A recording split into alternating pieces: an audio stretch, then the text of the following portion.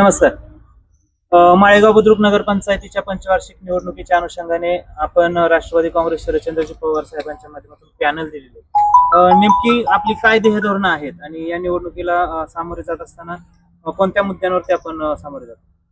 नमस्कार, मी राजेंद्र बापू जगताप, अध्यक्ष राष्ट्रवादी काँग्रेस बारामती तालुका.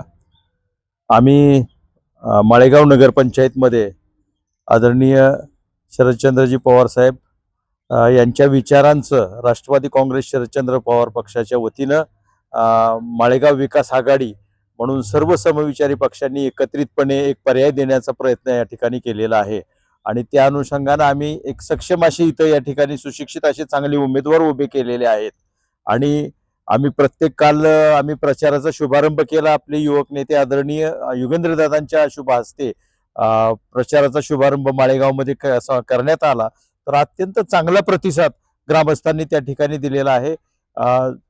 या ठिकाणी जे काही पूर्वी सत्ताधारी मंडळी होती आणि त्यांना विरोधक म्हणून जे ते दुसरा पर्याय उपलब्ध होता, ती दोन्ही मंडळी एकत्र येऊन पॅनल लढवत असल्यामुळं माळेगावकरांचे एक संभ्रम अवस्था निर्माण झाली.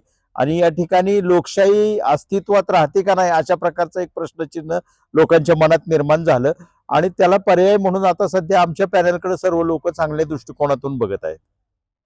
एक उत्तम पर्याय देण्याचं काम आपल्या निश्चित स्वरूपानं पक्षाच्या वतीने एक चांगला पर्याय देण्याचं काम आम्ही आमच्या समविचारी पक्ष असेल किंवा काही अपक्ष उमेदवार असतील अशी सर्वांनी एकत्र येत माळेगाव विकास आघाडीच्या माध्यमातून आम्ही तो पर्याय उपलब्ध केलेला आहे. नागरिकांना काय आवाहन करा? नागरिकांना मी एवढंच आवाहन करू इच्छितो की आपल्याला आदरणीय पवार साहेबांचे विचार आणि सक्षम लोकशाही जर जिवंत ठेवायची असेल तर आपल्याला आमच्या पॅनलच्या जे उमेदवार आहेत त्या उमेदवारांना आपण चांगल्या बहुमताने विजयी करावं अशी माझी विनंती आहे. जे जे काही या माळेगाव मधले प्रश्न आहेत, आतापर्यंतचे प्रलंबित प्रश्न आहेत, ते माळेगावकरांचे प्रश्न सोडवण्याचा आम्ही या माध्यमातून निश्चित स्वरूपानं प्रयत्न करू. ही पहिलीच निवडणूक आहे नगरपंचायतची. काही पाण्याचे प्रश्न आहेत, पिण्याच्या पाण्याचे प्रामुख्याने काही प्रश्न आहेत, वैद्यकीय काही प्रश्न आहेत, शैक्षणिक सुद्धा काही प्रश्न अजून प्रलंबित आहेत. ते सर्व प्रश्न आम्ही या ठिकाणी मार्गी लावण्याचा प्रयत्न करू.